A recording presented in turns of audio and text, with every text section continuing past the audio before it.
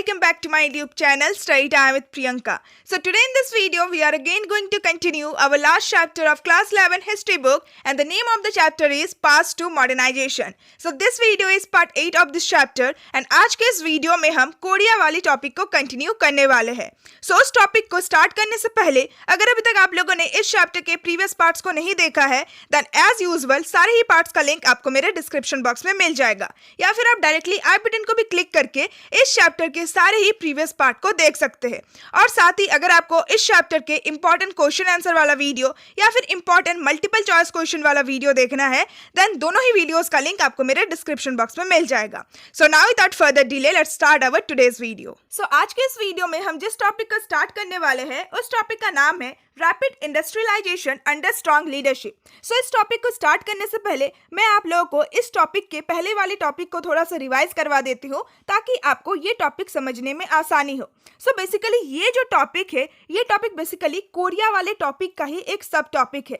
So last video में हमने basically Korea वाले टॉपिक को स्टार्ट किया था जिसमें हम लोग कोरिया की स्टोरी को समझ रहे थे. सो कोरिया पहले एक डायनेस्टी के द्वारा रूल किया जाता था एंड उस डायनेस्टी का नाम था जोशियन डायनेस्टी. बट 1910 में बेसिकली जो जापान था वो कोरिया को अपना कॉलोनी बना लेता है एंड 1945 में जब जापान सेकेंड वर्ल्ड वार में हार जाता है देन कोरिया को इंडिपेंडेंस मिलता है. बट जैसे ही कोरिया को इंडिपेंडेंस मिलता है कोरिया दो पार्ट में डिवाइड हो जाता है, North Korea and South Korea. So ये जो डिवीजन था ये पहले बेसिकली टेम्पोररी था यानी कि कुछ समय के लिए था, बट बाद में ये डिवीजन परमानेंट हो जाता है. उसके बाद north Korea and South Korea के बीच में एक वार होता है between the time period of 1950 and 1953 जिसको कोरियन वार कहा जाता है.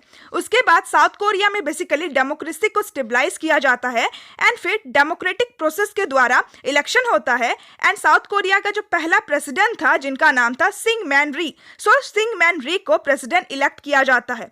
बट ये बेसिकली कॉन्स्टिट्यूशन में कुछ इलीगल अमेंडमेंट्स करते हैं जिसकी वजह से एक रेवोल्यूशन होता है साउथ कोरिया में जिसको अप्रैल रेवोल्यूशन कहा जाता है. सो बेसिकली उस रेवोल्यूशन में री को फोर्स किया जाता है कि वो प्रेसिडेंट के पोस्ट से रिजाइन कर दे. उसके बाद डेमोक्रेटिक पार्टी द्वारा साउथ कोरिया को रूल किया जाता है. बट ये जो पार्टी था ये साउथ कोरिया के सिटीजन को अच्छे से नहीं संभाल सकता था. सो इसीलिए साउथ कोरिया में मिलिट्री कूप होता है under the leadership of general Park chung hee. सो उनके लीडरशिप में बेसिकली साउथ कोरिया अब मिलिट्री के द्वारा कंट्रोल हो रहा था. सो इसके बाद का जो स्टोरी है वो स्टोरी हमें इस टॉपिक में बता रखा है. सो टॉपिक का नाम है rapid industrialization under strong leadership. यानी कि इस टॉपिक में हम लोग ये पढ़ने वाले हैं कि साउथ कोरिया में किस तरीके से रैपिड इंडस्ट्रियलाइजेशन होता है, यानी कि बहुत ही तेजी से इंडस्ट्रीज का ग्रोथ होता है, इंडस्ट्रीज का डेवलपमेंट होता है अंडर स्ट्रॉन्ग लीडरशिप, एक बहुत ही स्ट्रॉन्ग, एक बहुत ही मजबूत लीडरशिप के अंडर में. So basically general Park chung hee के लीडरशिप के अंडर में हमें साउथ कोरिया में रैपिड इंडस्ट्रियलाइजेशन देखने को मिलता है. So now let's start our topic. So in October 1963 an election was held and military coup leader Park chung hee was elected the president. So south Korea में अक्टूबर 1963 में election को conduct किया जाता है एंड उस इलेक्शन में military कूप के जो लीडर थे जिनका नाम था पार्क chung hee, सो वो अपने आप को प्रेसिडेंट के रूप में इलेक्ट करते हैं. सो सिर्फ नाम के लिए साउथ कोरिया में इलेक्शन हुआ था एंड ये बेसिकली इसीलिए हुआ था क्योंकि बेसिकली जो मिलिट्री कूप हुआ था साउथ कोरिया में, सो मिलिट्री कूप जैसे कि मैंने आप लोगों को बताया था कि अगर किसी कंट्री में फोर्सफुली पावर को सीज किया जाता है मिलिट्री के द्वारा, मिलिट्री अथॉरिटीज के द्वारा, तब उसको मिलिट्री कूप कहा जाता है. सो ये जो कंट्रोल था जनरल पार्क chung hee का, सो ये एक इलीगल कंट्रोल था साउथ कोरिया के ऊपर. सो अपने अथॉरिटी को लीगल एंड वैलिड बताने के लिए वो बेसिकली साउथ कोरिया में इलेक्शन कंडक्ट करते हैं और अपने आप को प्रेसिडेंट के रूप में साउथ कोरिया में इलेक्ट करते हैं ताकि साउथ कोरिया में जो उनका रूल होगा, जो उनका अथॉरिटी स्टेबलाइज होगा, जो उनका गवर्नेंस होगा उसको वैलिड एंड लीगल बता सके. नाउ नेक्स्ट हमें कुछ ऐसे पॉलिसीज के बारे में बता रखा है जो कि इंडस्ट्रियल ग्रोथ के लिए अडॉप्ट किया गया था. सो जैसे कि टॉपिक का नाम ही है रैपिड इंडस्ट्रियलाइजेशन, यानी कि साउथ कोरिया में बहुत ही तेजी से इंडस्ट्रियलाइजेशन होता है, इंडस्ट्रीज का ग्रोथ होता है अंडर अ स्ट्रॉन्ग लीडरशिप यानी कि under general Park chung hee. सो अब हम लोग ये जानेंगे कि जो जनरल पाक चुंग ही थे वे साउथ कोरिया में ऐसे कौन से पॉलिसीज को अडॉप्ट करते हैं, कौन से ऐसे पॉलिसीज को इंट्रोड्यूस करते हैं ताकि साउथ कोरिया में बहुत ही तेजी से इंडस्ट्रीज का ग्रोथ हो, बहुत ही तेजी से इकोनॉमिक ग्रोथ हो। सो जो पहला पॉलिसी था वो ये था कि जनरल पाक के एडमिनिस्ट्रेशन में, यानी कि जनरल पाक का जो रूलिंग टाइम पीरियड था, जो गवर्नेंस था, सो उनके रूलिंग टाइम पीरियड में वो बेसिकली एक्सपोर्ट ओरिएंटेड पॉलिसी को अडॉप्ट करते हैं for economic growth. So export oriented policy क्या होता है, सबसे पहले आप लोग इसको अच्छे से समझो। So export oriented policy basically एक ऐसा पॉलिसी होता है जो कि कोई भी कंट्री अडॉप्ट करता है अपने कंट्री का जो इंडस्ट्रियलाइजेशन का जो प्रोसेस है उसको बहुत ज़्यादा ग्रो करने के लिए, उसको बहुत ज़्यादा इंक्रीज करने के लिए बाय एक्सपोर्टिंग गुड्स। सो ये जो पॉलिसी था, इस पॉलिसी का सिंपल सा मीनिंग ये है कि जो जनरल पाक थे वो चाहते थे कि हमारे कंट्री में जो एक्सपोर्ट हो रहा है गुड्स का उसको हम लोग ज़्यादा से ज़्यादा करें ताकि हमारी कंट्री का जो इकोनॉमी है वो ग्रो करे। सो लास्ट के वीडियोस में भी मैंने आप लोगों को एक्सपोर्ट एंड इम्पोर्ट वाला टॉपिक को थोड़ा सा अच्छे से समझाया था। सो एक्सपोर्ट क्या होता है, जब हम लोग अपने जो कंट्री का सामान है वो दूसरे कंट्री में बेचते हैं देन उसको एक्सपोर्ट कहा जाता है। एंड इम्पोर्ट क्या होता है, जब हम लोग दूसरे कंट्री का जो सामान है उसको अपने कंट्री में खरीदते हैं देन उसको इंपोर्ट कहा जाता है। साथ ही मैंने आप लोगों को ये भी बताया था कि अगर किसी भी कंट्री का जो एक्सपोर्ट होता है अगर वो ज़्यादा होता है as compare to import than उस कंट्री में हमें इकोनॉमिक ग्रोथ देखने को मिलता है। सो बेसिकली जो जनरल पाक थे उनका पहला पॉलिसी यही था कि हम अपने कंट्री में एक्सपोर्ट ओरिएंटेड पॉलिसी को इंट्रोड्यूस करेंगे, यानी कि हम अपने कंट्री में ज़्यादा से ज़्यादा गुड्स का प्रोडक्शन करेंगे ताकि हम अपने कंट्री में एक्सपोर्ट को बढ़ाएं। एंड अगर हमारी कंट्री में ज़्यादा से ज़्यादा एक्सपोर्ट होगा, ज़्यादा से ज़्यादा अगर हम लोग गुड्स को प्रोडक्ट्स को बेच पाएंगे देन ऑटोमेटिकली हमारा जो कंट्री है उस कंट्री का इकोनॉमिक ग्रोथ होगा। सो ये था पहला पॉलिसी। साथ ही साथ जनरल पाक अपने कंट्री में 5 ईयर इकोनॉमिक प्लान्स को भी इंट्रोड्यूस करते हैं। सो जैसे कि हमारी कंट्री को भी जब इंडिपेंडेंस मिला था देन हमारी कंट्री में भी जो गवर्नमेंट था उन्होंने 5 ईयर प्लान्स को इंट्रोड्यूस किया था। सो 5 ईयर इकोनॉमिक प्लान्स वो प्लान्स होते हैं जो कि किसी भी देश में 5 साल के लिए बनाया जाता है कि 5 साल में हम लोग किस किस सेक्टर के ऊपर ज़्यादा काम करेंगे ताकि हमारा कंट्री का जो इकोनॉमिक ग्रोथ हो वो बहुत ही तेज़ी से हो। सो 5 ईयर इकोनॉमिक प्लान्स को इंट्रोड्यूस किया गया था साउथ कोरिया में। सो इस 5 ईयर इकोनॉमिक प्लान में गवर्नमेंट द्वारा कौन सा प्लान बनाया गया था। सो बेसिकली पहला जो उनका प्लान था वो ये था कि हमारे कंट्री में जो लार्ज कॉर्पोरेट फर्म है हम उसके ऊपर ज़्यादा ध्यान देंगे, उसको फेवर करेंगे। दूसरा जो उनका प्लान था वो ये था कि हम अपने कंट्री में एम्प्लॉयमेंट को एक्सपेंड करेंगे, यानी कि जो कोरियन सिटीजन्स है उन लोगों को हम लोग एम्प्लॉयमेंट यानी कि उन लोगों को हम लोग रोजगारी देंगे, उन लोगों को हम लोग काम देंगे। सो एम्प्लॉयमेंट का जो एक्सपेंशन है इसके ऊपर भी ध्यान दिया गया और साथ ही साथ इंक्रीज्ड कोरियाज कॉम्पिटिटिवनेस, यानी कि कोरिया को हम लोग इतना ज़्यादा डेवलप बनाएंगे, इतना ज़्यादा हम लोग कोरिया को मॉडर्न बनाएंगे कि बाकी जो इंटरनेशनल कंट्रीज़ है, जो डेवलप कंट्रीज़ है, जो फॉरेन कंट्रीज़ है उनके साथ भी कोरिया compete कर पाए। सो जनरल जो पाक थे वो ये चाहते थे कि ना सिर्फ हम कोरिया का जो एक्सपोर्ट हो रहा है उसको इंक्रीज करें अपने इकोनॉमिक ग्रोथ के लिए, साथ ही साथ हम कोरिया को बहुत ज़्यादा स्ट्रांग बनाए ताकि कोरिया दूसरे कंट्रीज़ के साथ भी compete कर पाए। सो कंपटीशन का एक बहुत ही पॉजिटिव फ़ायदा ये होता है कि अगर आप किसी के साथ भी compete करते हो देन आपके माइंड में हमेशा ये रहता है कि मुझे अपना बेस्ट देना है। सो इसीलिए वो चाहते थे कि कोरिया भी दूसरे कंट्रीज़ के साथ compete करे ताकि कोरिया में जो कुछ भी प्रोडक्शन हो रहा है वो अपना बेस्ट क्वालिटी पे हो एंड कोरिया दूसरे कंट्रीज को हरा दे। सो इसलिए 5 ईयर प्लान्स में एक कॉम्पिटिटिवनेस वाला जो नेचर था उसको भी अडॉप्ट किया गया। नाउ हमें नेक्स्ट बता रखा है कि इन सारे पॉलिसीज को अडॉप्ट करने के बाद कोरिया में हमें अनप्रेसिडेंटेड यानी कि एक अनएक्सपेक्टेड इकोनॉमिक ग्रोथ देखने को मिलता है। सो कोरिया का जो इकोनॉमिक ग्रोथ था वो बहुत ही तेजी से बढ़ता है, began in the early 1960s। And ये कब होता है? सो बेसिकली 1960s का जो शुरुआत का टाइम पीरियड था, सो शुरुआत के टाइम पीरियड से ही कोरिया का जो इकोनॉमिक ग्रोथ था वो बहुत ही तेजी से बढ़ता है। When the state policy shifted from import substitution industrialization towards a focus on export. And ये क्यों होता है? क्योंकि बेसिकली जो गवर्नमेंट था वो इंपोर्ट सब्स्टिट्यूशन इंडस्ट्रियलाइजेशन से अपना जो फोकस था उसको एक्सपोर्ट की तरफ शिफ्ट करता है। सो इंपोर्ट सब्स्टिट्यूशन इंडस्ट्रियलाइजेशन क्या होता है? सो इसका मतलब होता है replacing foreign imports with domestic production, यानी कि ये बेसिकली एक ऐसा पॉलिसी होता है जिसमें जो डेवलपिंग कंट्रीज है वो अपना जो डिपेंडेंस है ऑन द डेवलप्ड कंट्रीज उसको घटाने के लिए, उसको कम करने के लिए अपने ही कंट्रीज में डोमेस्टिक गुड्स का प्रोडक्शन करता है। सो बेसिकली अगर कोई कंट्री है एंड उस कंट्री में अगर किसी भी सामान का कमी है जिस सामान के लिए उन्हें दूसरे कंट्रीज के ऊपर डिपेंड होना पड़ रहा है, दूसरे कंट्रीज से उस सामान को इंपोर्ट करना पड़ रहा है, सो ऐसे कंट्रीज क्या करते हैं, वे लोग वो सारा जो प्रोडक्ट है वो सारा प्रोडक्ट वो अपने ही कंट्रीज में बनाने की कोशिश करता है ताकि हम दूसरे कंट्रीज के ऊपर डिपेंड ना रहे। एंड जैसे कि मैंने आपको बताया कि अगर किसी भी कंट्री में इंपोर्ट ज्यादा हो रहा है दैट मींस उस कंट्री का हमें इकोनॉमिक ग्रोथ देखने को नहीं मिलता है। सो बेसिकली जो जनरल पार्क थे उन्होंने शुरुआत में इंपोर्ट सब्स्टिट्यूशन इंडस्ट्रियलाइजेशन की पॉलिसी को अडॉप्ट किया था, यानी कि अपने कंट्री में ही हम डोमेस्टिक प्रोडक्ट को प्रोड्यूस करें ताकि हम दूसरे कंट्रीज के ऊपर डिपेंड ना रहे। सो ये जो पॉलिसी था इस पॉलिसी को अगेन वो शिफ्ट करके एक्सपोर्ट वाले पॉलिसी के ऊपर फोकस करते हैं। सो एक्सपोर्ट जैसे कि मैंने आप लोगों को अभी समझाया कि जो जनरल पार्क थे उन्होंने एक्सपोर्ट ओरिएंटेड पॉलिसी को अडॉप्ट किया था इकोनॉमिक ग्रोथ के लिए।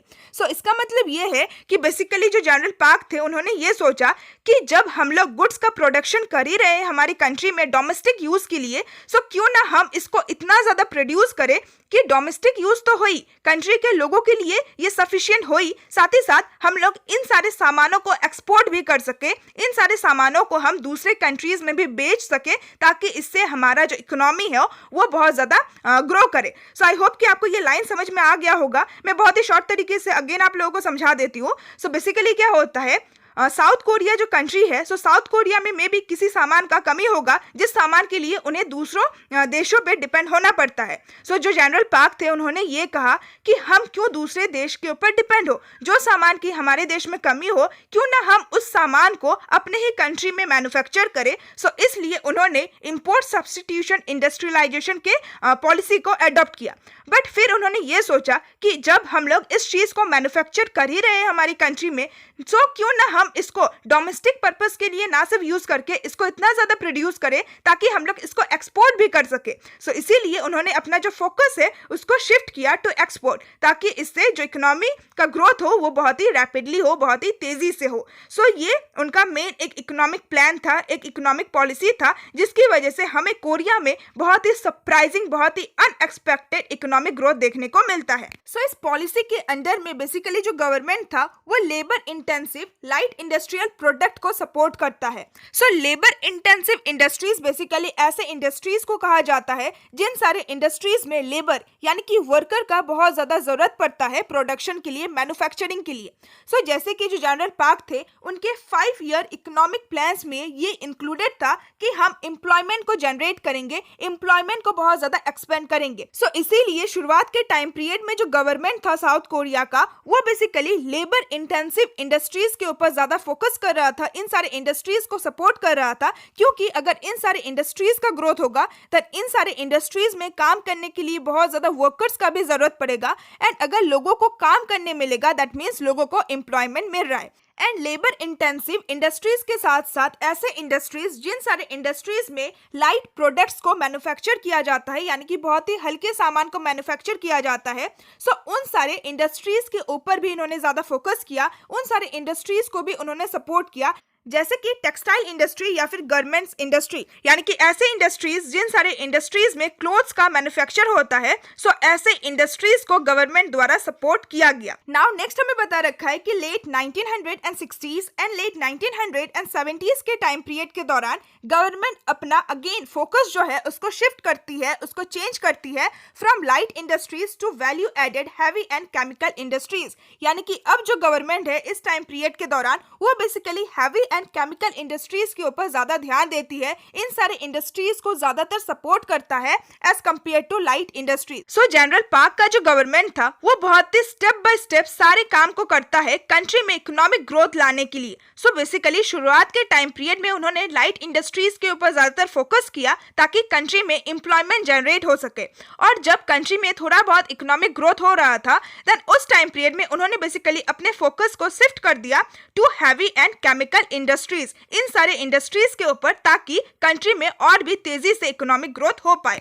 सो जैसे कि कुछ हैवी एंड केमिकल इंडस्ट्रीज के बारे में हमें कुछ एग्जांपल भी दे रखा है, जैसे कि steel, non ferrous metal machinery, ship building, electronics and chemical production. So basically ये सारे जो प्रोडक्ट है, सो ये सारा प्रोडक्ट जिन सारे इंडस्ट्रीज में बनेंगे, सो ऐसे इंडस्ट्रीज को बेसिकली जो पाक का गवर्नमेंट था वो सपोर्ट करने लगा। सो ये सारे इंडस्ट्रीज को सिलेक्ट किया गया as the most important industries in the race for economic growth, यानी कि अगर हमें साउथ कोरिया में इकोनॉमिक ग्रोथ करना है वो भी बहुत ही तेजी से, देन हमें ये सारी जो इंपॉर्टेंट इंडस्ट्रीज है, सो इन सारे इंडस्ट्रीज का ग्रोथ करवाना पड़ेगा, तभी हमारे कंट्री में बहुत ही तेजी से इकोनॉमिक ग्रोथ हो पाएगा। सो विद दिस हमारा ये सब टॉपिक कंप्लीट होता है।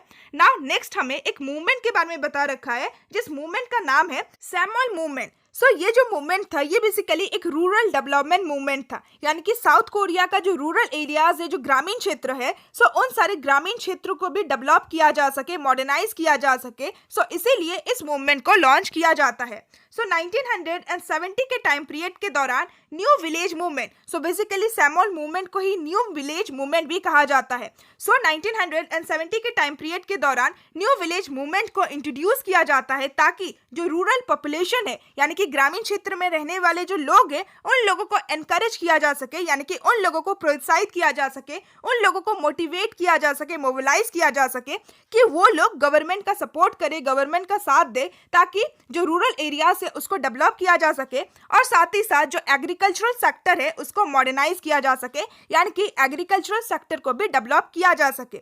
सो ये मूवमेंट बेसिकली जैसे कि मैंने आपको बताया एक रूरल डेवलपमेंट मूवमेंट था, जिसके थ्रू जो ग्रामीण क्षेत्र था उसको डेवलप करने का प्लान बनाया गया था।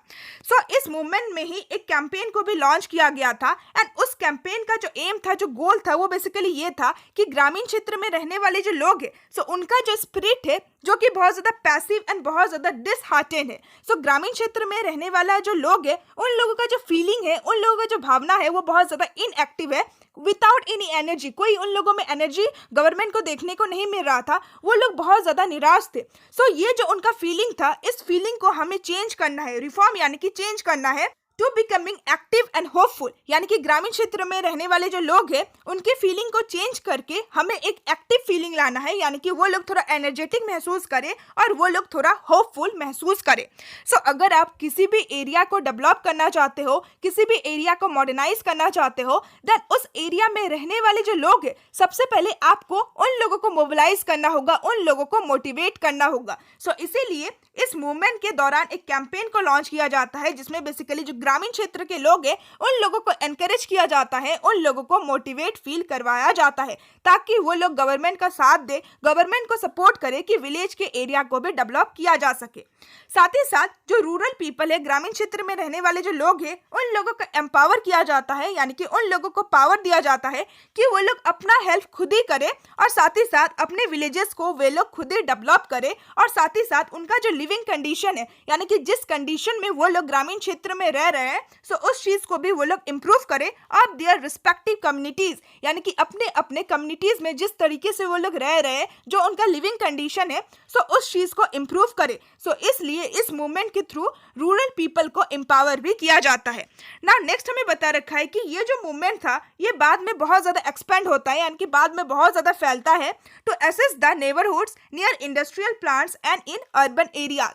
सो ये जो मूवमेंट था ये बहुत ज़्यादा सक्सेसफुल होता है एंड आसपास के जो नेबरिंग एरियाज थे एंड इवन जो अर्बन एरियाज थे, सो इस मूवमेंट के थ्रू जो अर्बन एरियाज थे, आसपास के जो नेबरिंग एरियाज थे, सो उन एरियाज को भी हेल्प प्रोवाइड किया जाता है। ना नेक्स्ट हमें बता रखा है कि आज के टाइम पीरियड में कोरिया अपना जो नॉलेज है एंड जो एक्सपीरियंस है इस मूवमेंट के थ्रू इसको शेयर करता है with the developing countries.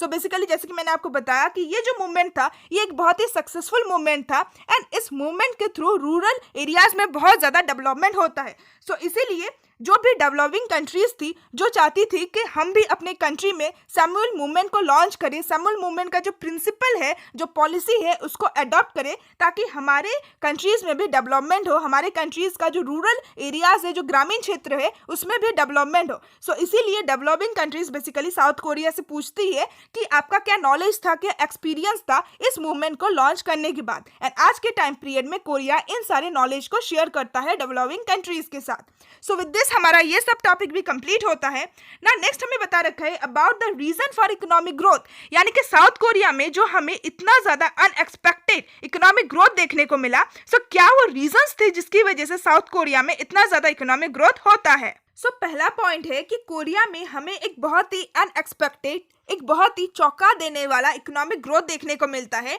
Mainly because of the combination of 4 things. So ऐसे 4 चीजें थी जिसकी वजह से हमें कोरिया में एक अनएक्सपेक्टेड इकोनॉमिक ग्रोथ देखने को मिलता है। सो पहला था स्ट्रांग लीडर, यानी कि अब जो कोरिया था वो बेसिकली एक बहुत ही स्ट्रांग लीडरशिप के अंडर में था। एंड वो जो स्ट्रांग लीडर थे वो बेसिकली जनरल पार्क चुंग ही थे। सो उनके लीडरशिप में बेसिकली साउथ कोरिया में इतना ज्यादा इकोनॉमिक ग्रोथ हुआ, इतना ज्यादा डेवलपमेंट हुआ। नेक्स्ट है वेल ट्रेन्ड ब्यूरोक्रेट्स। सो साउथ कोरिया के जितने भी ब्यूरोक्रेट्स थे, यानी कि जितने भी गवर्नमेंट ऑफिशियल्स थे, वे लोग भी वेल ट्रेन थे। एंड इवन वो लोग अपने काम को बहुत ही ईमानदारी से करते थे एंड करप्शन वगैरह नहीं होता था। सो इसी वजह से जो कुछ भी पॉलिसीज इंट्रोड्यूस किया जाता था वो अच्छे से इम्प्लीमेंट भी होता था। सो इसकी वजह से भी इकोनॉमिक ग्रोथ होता है बहुत ज़्यादा साउथ कोरिया में। नेक्स्ट जो रीजन था वो था एग्रेसिव इंडस्ट्रियलिस्ट। सो इंडस्ट्रियलिस्ट यानी कि ऐसे लोग जो कि इंडस्ट्रीज के ओनर होते हैं। सो बेसिकली साउथ कोरिया के जो इंडस्ट्रियलिस्ट थे, इंडस्ट्रीज के जो ओनर्स थे, वे लोग भी बहुत ज्यादा एग्रेसिव थे। सो बेसिकली साउथ कोरिया का जो गवर्नमेंट था वो शुरुआत के टाइम पीरियड में इंडस्ट्रीज के डेवलपमेंट के लिए, इंडस्ट्रीज के ग्रोथ के लिए बहुत ज्यादा सपोर्ट प्रोवाइड कर रहे थे।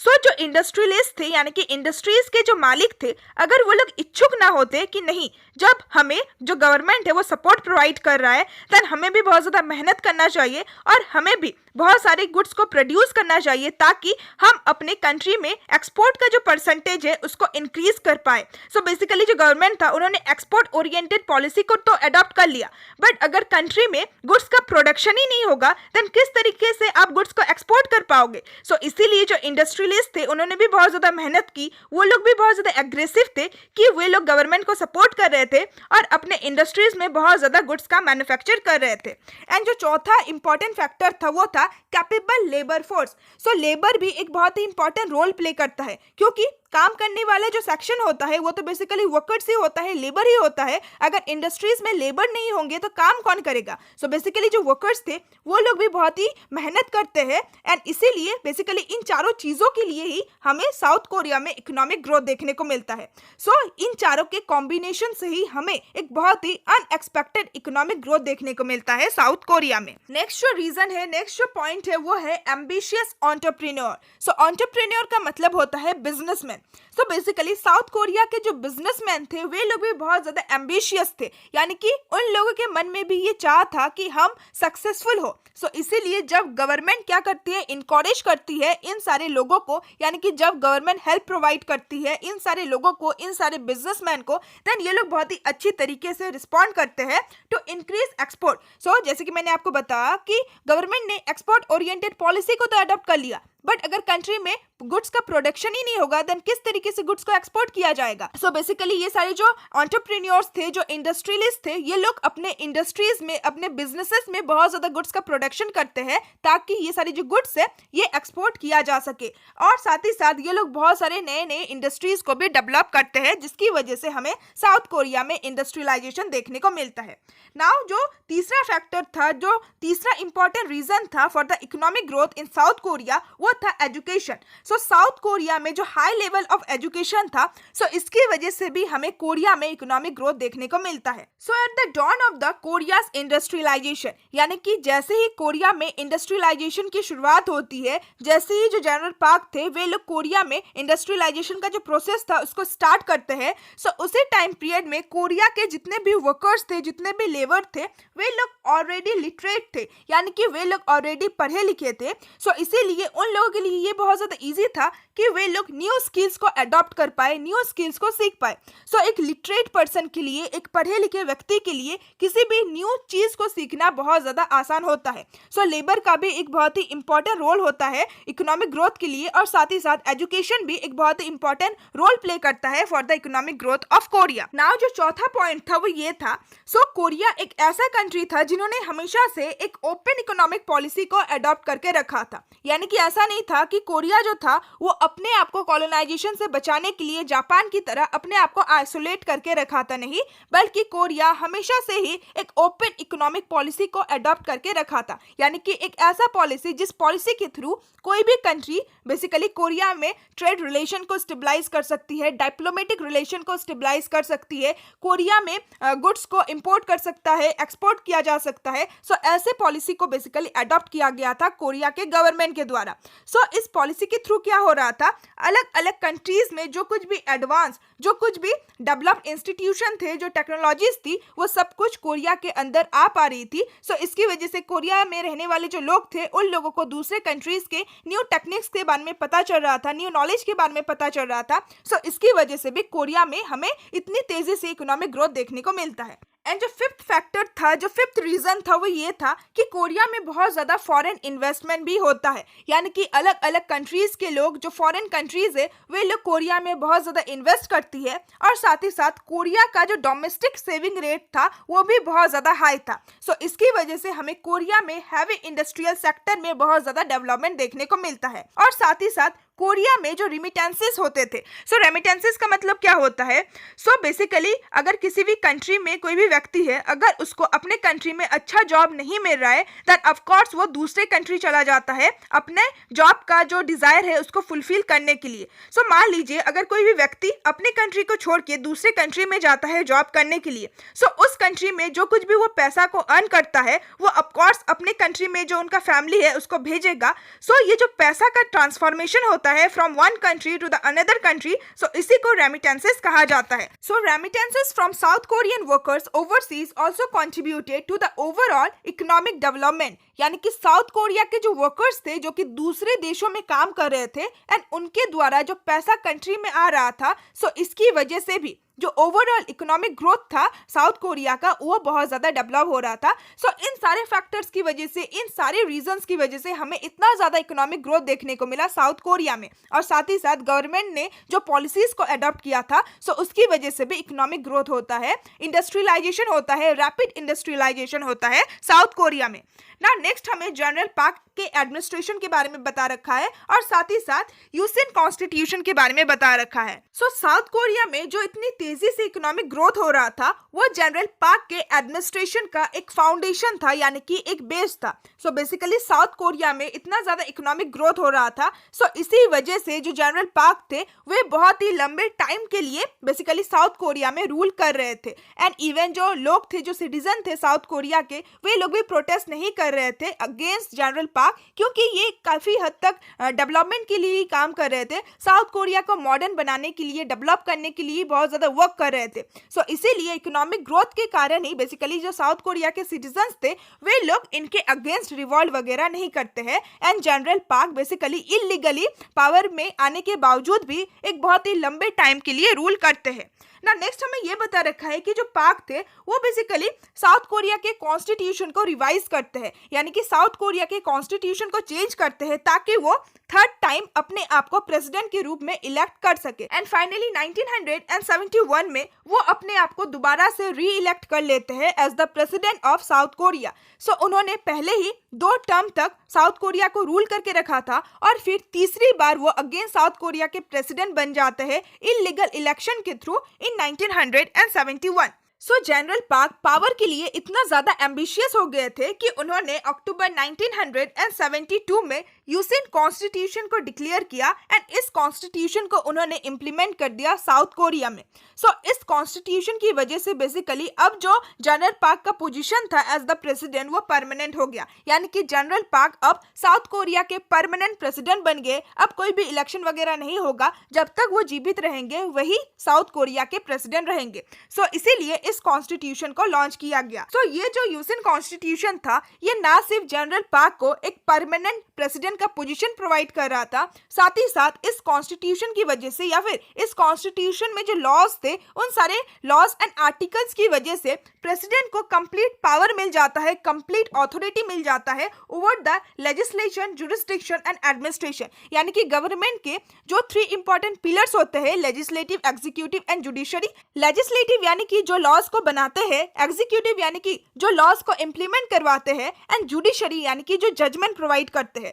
सो ये जो तीनों ही मेन पिलर्स था, ये जो 3 मेन ब्रांचेस होते थे गवर्नमेंट का, सो इन तीनों ही मेन ब्रांचेस के ऊपर अब सिर्फ और सिर्फ प्रेसिडेंट का कंप्लीट ऑथोरिटी होगा, यानी कि कंप्लीट पावर होगा। यानी कि अगर प्रेसिडेंट चाहे देन किसी भी लॉ को वो चेंज कर सकते हैं, अगर प्रेसिडेंट चाहिए देन वो खुद जजमेंट प्रोवाइड कर सकते हैं कि क्या सही है, क्या गलत है। और साथ ही साथ ये जो कॉन्स्टिट्यूशन था, ये कॉन्स्टिट्यूशन प्रेसिडेंट को एक बहुत ही इंपॉर्टेंट राइट प्रोवाइड कर रहा था। वो ये था कि अगर लेजिस्लेचर द्वारा कोई भी लॉ बनाया गया है जो कि प्रेसिडेंट के खिलाफ है, या फिर प्रेसिडेंट को ये लगता है कि ये जो लॉ है ये मेरे पावर को रेस्ट्रिक्ट कर रहा है, देन प्रेसिडेंट के पास वो पावर है कि वो उस लॉ को रिपेल कर दे, यानी कि उस लॉ को वो रद्द कर दे, उसको लीगली कैंसिल कर दे एज एन इमरजेंसी मेजर, यानी कि एक इमरजेंसी पावर के रूप में। सो ये जो यूएन कॉन्स्टिट्यूशन था जो बेसिकली जनरल पार्क के द्वारा ही बनाया गया था, सो ये कॉन्स्टिट्यूशन पार्क को प्रेसिडेंट के रूप में बहुत ज्यादा पावर प्रोवाइड कर रहा था। सो इसी की वजह से आप देखोगे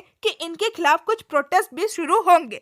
सो नेक्स्ट टॉपिक में हमें बता रखा है about the end of Park Chung Hee rule in Korea, यानी कि किस तरीके से जनरल पार्क का जो रूल था कोरिया में वो खत्म होता है। So as the president was invested with absolute authority, the progress of democracy was temporarily suspended in pursuit of economic development. यानी कि अब जैसे कि प्रेसिडेंट के पास बहुत ज्यादा पावर था, एब्सोल्यूट अथॉरिटी यानी कि कंप्लीट पावर था रूल करने के लिए। सो बेसिकली डेमोक्रेसी में जो प्रोग्रेस हो रहा था थोड़ा बहुत, सो जैसे कि मैंने आपको बताया कि साउथ कोरिया में इकोनॉमिक ग्रोथ हो रहा था, एंड इकोनॉमिक ग्रोथ की वजह से ही बेसिकली पार्क का जो रूलिंग टाइम पीरियड था वो इतना ज्यादा लंबा चल जाता है, एंड इवन जो सिटीजन्स थे वो लोग भी पार्क के रूल के खिलाफ प्रोटेस्ट नहीं करते हैं। बट जब पार्क अपना जो पावर है उसको बहुत ज्यादा ऑथोरिटेरियन बना रहा था, एंड उन्होंने कॉन्स्टिट्यूशन में भी इतना ज्यादा चेंजेस कर दिया, सो इसीलिए वो जो डेमोक्रेसी के लिए एक जो चाह था वो अब फिर से इंक्रीज हो रहा है।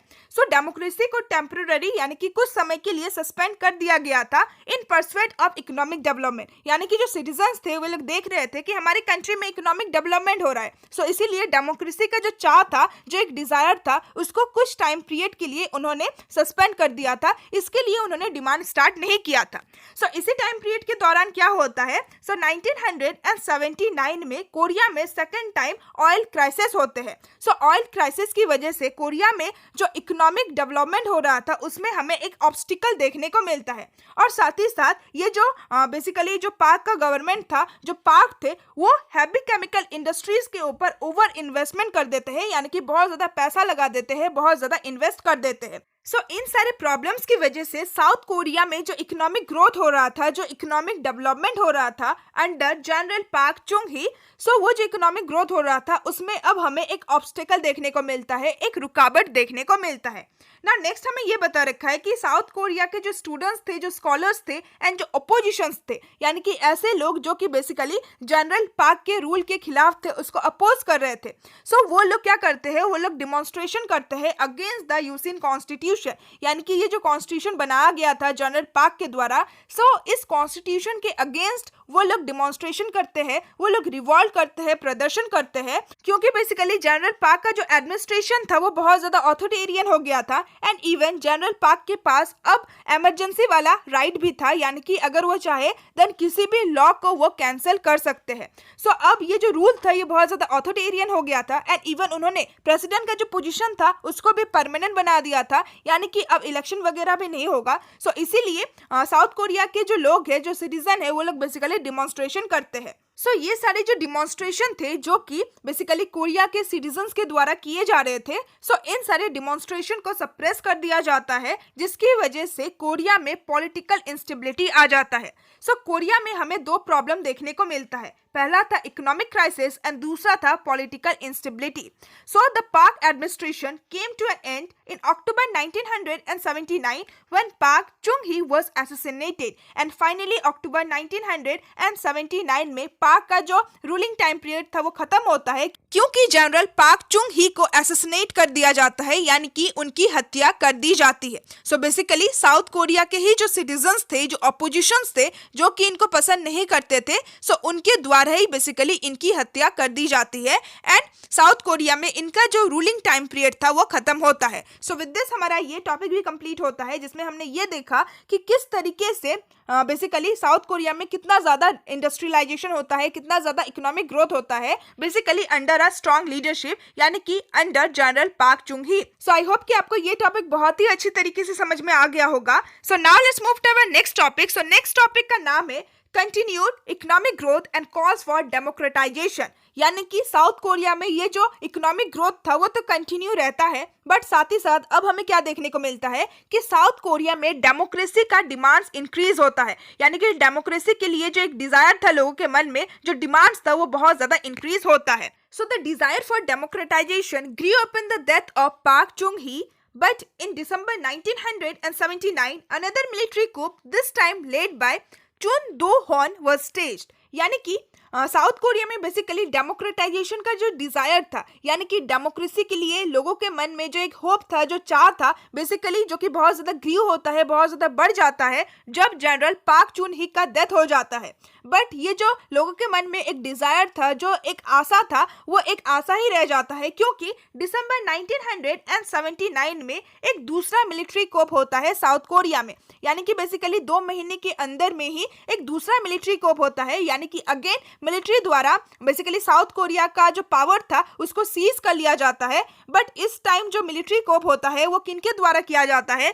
सो एक नए जनरल थे जिनका नाम था चुन दो-हॉन. सो इनके द्वारा बेसिकली अगेन मिलिट्री कोप होता है साउथ कोरिया में एंड अगेन वो जो पावर था वो शिफ्ट होके इनके पास आ जाता है. सो इसीलिए टॉपिक का नाम है कॉल फॉर डेमोक्रेटाइजेशन. यानी कि साउथ कोरिया के जो लोग थे वे लोग डेमोक्रेसी के लिए अगेन बहुत ज्यादा डिमांड करते हैं क्योंकि जनरल पाक चुंग ही के डेथ के बाद भी उन लोगों को डेमोक्रेसी नहीं मिलता है. सो इसीलिए हमारा जो नेक्स्ट सब टॉपिक है वो बेसिकली यही है, प्रोटेस्ट फॉर डेमोक्रेसी. यानी कि साउथ कोरिया के जो सिटीजन थे वे लोग किस तरीके से प्रोटेस्ट करते हैं, किस तरीके से विरोध करते हैं डेमोक्रेसी के लिए. सो मई 1980 में बेसिकली साउथ कोरिया के जितने भी इंपॉर्टेंट सिटीज थे, सो उन सारे इंपॉर्टेंट सिटीज में बहुत ज्यादा प्रोटेस्ट किया जाता है, मेनली बाय स्टूडेंट्स द्वारा और सिटीजन्स द्वारा, यानी कि साउथ कोरिया में रहने वाले लोगों के द्वारा, डिमांडिंग डेमोक्रेसी. एंड ये लोग क्या डिमांड करते हैं कि साउथ कोरिया में अब डेमोक्रेटिक गवर्नमेंट को स्टेबलाइज किया जाए, साउथ कोरिया के लोगों को अब वोटिंग राइट दिया जाए एंड इवन उन लोगों को भी ये राइट दिया जाए कि वो लोग अपने कंट्री को खुद गवर्न कर सके, उन लोगों को भी पावर में आने का राइट दिया जाए. So the military faction suppress the democracy movement by implementing martial law across the country. But ये जो मिलिट्री सेक्शन था जो कि बेसिकली चुन दो-हॉन के लीडरशिप के अंडर में था, सो अगेन इन सारे डेमोक्रेसी के मूवमेंट्स को सप्रेस कर दिया जाता है, दबा दिया जाता है और कंट्री में मार्शल लॉ को इम्पोज कर दिया जाता है. सो मार्शल लॉ क्या होता है? सो अगर किसी भी कंट्री में मार्शल लॉ को इम्पोज किया जाता है, दैट मीन्स कि उस कंट्री का जो आर्म फोर्सेस है, जो मिलिट्री है, वो सिटीजन्स के ऊपर फोर्सफुली कंट्रोल करता है. सो बेसिकली साउथ कोरिया में मार्शल लॉ को इम्पोज कर दिया जाता है by the new military and democracy के लिए जितना भी मूवमेंट्स था उन सारे मूवमेंट्स को सप्रेस कर दिया जाता है. नाउ नेक्स्ट हमें एक ऐसे ही डेमोक्रेटिक मूवमेंट के बारे में बता रखा है. सो वो जो मूवमेंट था उस मूवमेंट का नाम था Gwangju democratization movement. So basically Gwangju South Korea का ही एक सिटी है, एक शहर है. सो इस शहर में रहने वाले जो स्टूडेंट्स थे, जो सिटीजन्स थे, वे लोग बैक डाउन, यानी कि वो लोग हार नहीं मानते हैं एंड वो लोग पीछे नहीं हटते हैं. यानी कि ये जो मिलिट्री था वो भले ही कंट्री में मार्शल लॉ को इम्पोज कर देते हैं, बट बेसिकली गोंजो शहर में रहने वाले जो स्टूडेंट्स थे, जो सिटीजन्स थे, वे लोग पीछे नहीं हटते हैं एंड वो लोग डिमांड करते हैं कि मार्शल लॉ को तो सबसे पहले खत्म किया जाए और फिर डिमांड करते हैं कि हम लोगों को डेमोक्रेसी प्रोवाइड किया जाए. हम लोग जो डिमांड कर रहे हैं, हम लोग जो प्रोटेस्ट कर रहे हैं, सो इस प्रोटेस्ट से हम लोग पीछे नहीं हटेंगे जब तक हमें डेमोक्रेसी प्रोवाइड नहीं किया जाता है. सो इसी मूवमेंट को गोंजो डेमोक्रेटाइजेशन मूवमेंट कहा जाता है. So however Chun military faction suppress the protest for democratization. So basically जो मिलिट्री जनरल चुन थे, सो उनका जो मिलिट्री फैक्शन था, उनके पास जो मिलिट्री था, जो आर्म फोर्सेस था, वे लोग इस मूवमेंट को भी सप्रेस कर देते हैं। ये जो प्रोटेस्ट था डेमोक्रेसी के लिए, इसको भी दबा देते हैं। एंड उसी साल क्या होता है, लेट के टाइम पीरियड में, यानी कि उसी साल बाद के टाइम पीरियड में जो चुन है वो अपने आप को प्रेसिडेंट के रूप में इलेक्ट कर देता है through indirect election under the eosin constitution. So basically general park के टाइम पीरियड में जो यूसिन कॉन्स्टिट्यूशन था, सो उस यूसिन कॉन्स्टिट्यूशन को ओवरथ्रो नहीं किया जाता है। एंड इसी यूसिन कॉन्स्टिट्यूशन के अकॉर्डिंग जो न्यू जनरल थे, जनरल चुन, सो वो अपने आप को प्रेसिडेंट के रूप में इलेक्ट कर लेते हैं इनडायरेक्ट इलेक्शन के थ्रू, ताकि उनका भी जो रूल है साउथ कोरिया में उसको लीगल, उसको वैलिड बताया जा सके दुनिया के लिए। एंड इवन यूसिन ये जो कॉन्स्टिट्यूशन था, सो इस कॉन्स्टिट्यूशन ने प्रेसिडेंट को जो कुछ भी पावर प्रोवाइड किया था कि प्रेसिडेंट का जो पोजीशन होगा वो परमानेंट होगा, साथ ही साथ प्रेसिडेंट को लेजिस्लेचर, जुडिशरी एंड एग्जीक्यूटिव के ऊपर फुल कंट्रोल रहेगा, और साथ ही साथ प्रेसिडेंट के पास इमरजेंसी पावर रहेगा कि वो किसी भी लॉ को खारिज कर सकता है, रद्द कर सकता है। सो इस कॉन्स्टिट्यूशन के द्वारा बेसिकली जो चुन थे, जो न्यू प्रेसिडेंट थे, उनको ये सारा पावर मिलता है ना। नेक्स्ट हमें बता रखा है about the economic growth under चुन दो-होन, यानी कि बेसिकली जो नए मिलिट्री थे चुन दो-होन, सो उनके लीडरशिप के अंडर में भी हमें साउथ कोरिया में इकोनॉमिक ग्रोथ देखने को मिलता है। So the Chun administration strengthen the suppression of democratization influences in order to stabilize the regime, यानी कि चुन का जो रूलिंग टाइम पीरियड था, सो उस रूलिंग टाइम पीरियड के दौरान लोग जो डेमोक्रेसी के लिए प्रोटेस्ट कर रहे थे, सो उसको बहुत ज़्यादा सप्रेस किया जाता है। इवन जो सप्रेशन था उसको बहुत ज़्यादा स्ट्रांग बनाया जाता है, ताकि वो अपने रिजाइम, यानी कि वो अपने गवर्नमेंट को, अपने शासनकाल को अच्छे से स्टेबलाइज कर सके, बहुत ही मजबूती से स्टेबलाइज कर सके। नाउ नेक्स्ट हमें बता रखा है कि जनरल चुन दो होन के रूलिंग टाइम पीरियड के दौरान हमें इंटरनेशनल इकोनॉमिक बूम देखने को मिला, यानी कि इंटरनेशनल लेवल पे हमें बहुत ज़्यादा इकोनॉमिक ग्रोथ देखने को मिला। बहुत ही तेज़ी से इकोनॉमिक ग्रो कर रहा था हर एक कंट्रीज़ का। सो इसीलिए चुन के रूलिंग टाइम पीरियड के दौरान उनके एडमिनिस्ट्रेशन, यानी कि उनके गवर्नेंस के टाइम पीरियड के दौरान बेसिकली साउथ कोरिया का जो इकोनॉमिक ग्रोथ था वो भी बहुत ही तेज़ी से रेज हो रहा था, बहुत ही तेज़ी से ग्रो कर रहा था। सो 1980 में बेसिकली साउथ कोरिया का जो इकोनॉमिक ग्रोथ था वो 1.7% था। एंड 1983 होते होते, यानी कि सिर्फ 3 साल के अंदर में ये जो इकोनॉमिक ग्रोथ था, जो कि सिर्फ 1.7% था, वो ग्रो होके 13.2% हो गया, while also significantly lowering inflation। सो ये जो इकोनॉमिक ग्रोथ का परसेंटेज था ये तो इंक्रीज हो ही रहा था, साथ ही साथ जो सबसे इम्पोर्टेंट चीज़ था वो ये था कि साउथ कोरिया में जो इन्फ्लेशन था, जो महंगाई थी, वो बहुत ज़्यादा कम हो गई थी। सो साउथ कोरिया में इकोनॉमिक डेवलपमेंट होने की वजह से, इकोनॉमिक ग्रोथ होने की वजह से हमें दूसरे बेसिकली सेक्टर में या फिर दूसरे चीज़ों में भी बहुत ज़्यादा डेवलपमेंट देखने को मिल रहा है। सो बेसिकली साउथ कोरिया में हमें बहुत ज़्यादा अर्बनाइजेशन देखने को मिल रहा है, यानी कि साउथ कोरिया में शहरीकरण होता है, सिटीज़ एंड टाउन्स का बहुत ज़्यादा डेवलपमेंट होता है। साथ ही साथ साउथ कोरिया में जो एजुकेशनल लेवल था वो भी बहुत ज़्यादा इंप्रूव होता है। एंड साउथ कोरिया में मीडिया एडवांसमेंट होता है, यानी कि मीडिया किसको कहा गया है, जो टेलीविज़न, रेडियो, न्यूज़पेपर एंड जो मैगजीन होते हैं, उन्हीं सारी चीज़ों को मास मीडिया कहा जाता है। सो ये सारा जो मीडिया का सामान था, इसमें भी हमें बहुत ज़्यादा डेवलपमेंट, बहुत ज़्यादा प्रोग्रेस देखने को मिलता है। सो एज अ रिजल्ट क्या होता है, यानी कि इन सारी चीज़ों में डेवलपमेंट एंड ग्रोथ की वजह से क्या होता है, सो साउथ कोरिया के जो सिटीजन थे एंड उनका जो सेल्फ अवेयरनेस था अबाउट पॉलिटिकल राइट, वो बहुत ज़्यादा इंक्रीज होता है, जिसकी वजह से अगेन डिमांड स्टार्ट हो जाता है। सो साउथ कोरिया के जो लोग थे, वे लोग डिमांड करते हैं कि ये जो यूसिन कॉन्स्टिट्यूशन था उसको अमेंड किया जाए, उसको चेंज किया जाए, एंड हमें भी बेसिकली अलाउ किया जाए, हमें ये राइट दिया जाए कि हम प्रेसिडेंट के लिए डायरेक्ट इलेक्शन कर सकते हैं। यानी कि अगेन डेमोक्रेसी के लिए जो प्रोटेस्ट था वो स्टार्ट हो जाता है, डेमोक्रेसी के लिए जो डिमांड था वो स्टार्ट हो जाता है। एंड डेमोक्रेसी के लिए जो डिमांड था वो बेसिकली इन सारे चीज़ों में डेवलपमेंट आने की वजह से स्टार्ट हुआ। सो जैसे कि बेसिकली साउथ कोरिया में जो एजुकेशन लेवल था वो बहुत ज़्यादा इंप्रूव हो रहा था, यानी कि साउथ कोरिया में जो एजुकेशन फैसिलिटीज़ था वो बहुत ही अच्छा हो रहा था। इवन जो वेस्टर्न एजुकेशन है वो सब कुछ साउथ कोरिया में आ रहा था। सो वेस्टर्न एजुकेशन में सिखाया ही जाता है लोगों को डेमोक्रेसी के बारे में, राइट्स के बारे में, जस्टिस, लिबर्टी, फ्रीडम, सो इन सारी चीज़ों के बारे में सिखाया जाता है। सो जब साउथ कोरिया के लोगों को इन सारे वेस्टर्न आइडियाज़ के बारे में पता चल रहे थे, देन उन लोगों के मन में वो जो डेमोक्रेसी के लिए एक डिज़ायर था वो अगेन इंक्रीज होता है। और साथ ही साथ मास मीडिया, यानी कि जब न्यूज़पेपर एंड मैगजीन का इतना ज़्यादा सर्कुलेशन पॉपुलेशन हो रहा था, प्रोग्रेस हो रहा था। सो इसकी वजह से लोगों के माइंड में, लोगों के मन में जो विचार था डेमोक्रेसी को लेकर, सो ये बहुत ही तेजी से फ्लो होता है पूरे साउथ कोरिया में। सो बेसिकली इन सारी चीज़ों में डेवलपमेंट आने की वजह से, एडवांसमेंट आने की वजह से अगेन डेमोक्रेसी का जो डिमांड था वो इंक्रीज हो जाता है साउथ कोरिया में। ना नेक्स्ट हमें बता रखा है about the demand for democracy, यानी कि अगेन किस तरीके से डेमोक्रेसी के लिए डिमांड होता है एंड डेमोक्रेसी के लिए प्रोटेस्ट किया जाता है। सो जैसे कि अभी तक हम लोगों ने इस टॉपिक में बहुत बार ये पढ़ा कि जब भी साउथ कोरिया में डेमोक्रेसी के लिए मूवमेंट्स हो रहे थे, डेमोक्रेसी के लिए प्रोटेस्ट हो रहे थे बाय द स्टूडेंट्स, देन ये सारे जो प्रोटेस्ट थे, इन सारे प्रोटेस्ट को फोर्सफुली सप्रेस किया जा रहा था by the military leaders, by the army leaders. So जब भी सप्रेशन होता था देन बेसिकली लोगों को बहुत ज्यादा टॉर्चर किया जाता था। सो एक ऐसा ही केस था जिसमें बेसिकली जब स्टूडेंट्स को, जो यूनिवर्सिटी के स्टूडेंट्स थे, जब उन लोगों को सप्रेस किया गया, देन उन लोगों को बहुत ज्यादा टॉर्चर किया गया एंड टॉर्चर की वजह से बहुत सारे स्टूडेंट्स की डेथ हो गई।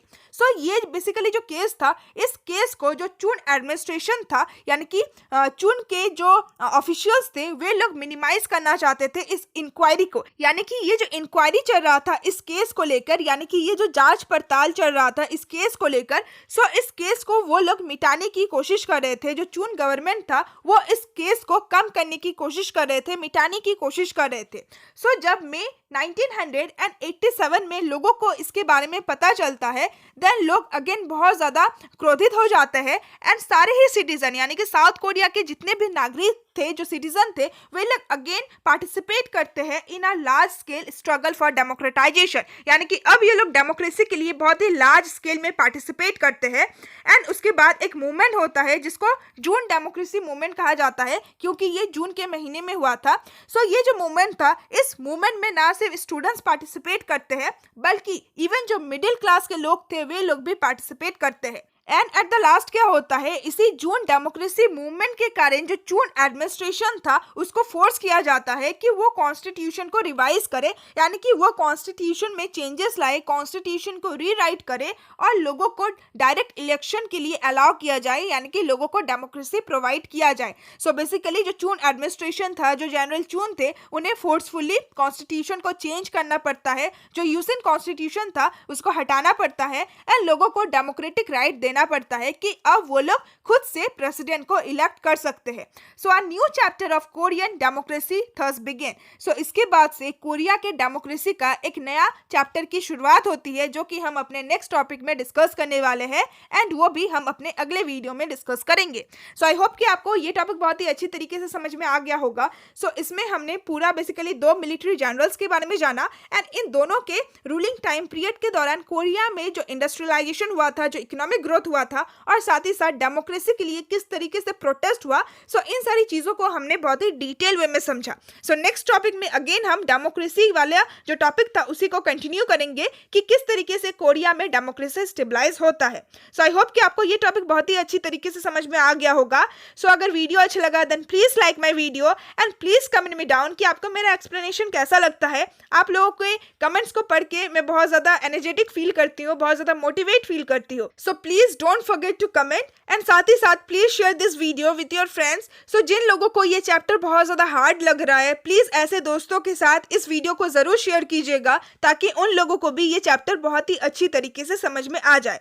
सो विद दिस आज का ये वीडियो एंड करते हैं। So again it's a request कि अगर आपको वीडियो अच्छा लगा then please like my video, share my video with your friends and classmate and please comment me down कि आपको मेरा एक्सप्लेनेशन कैसा लगा।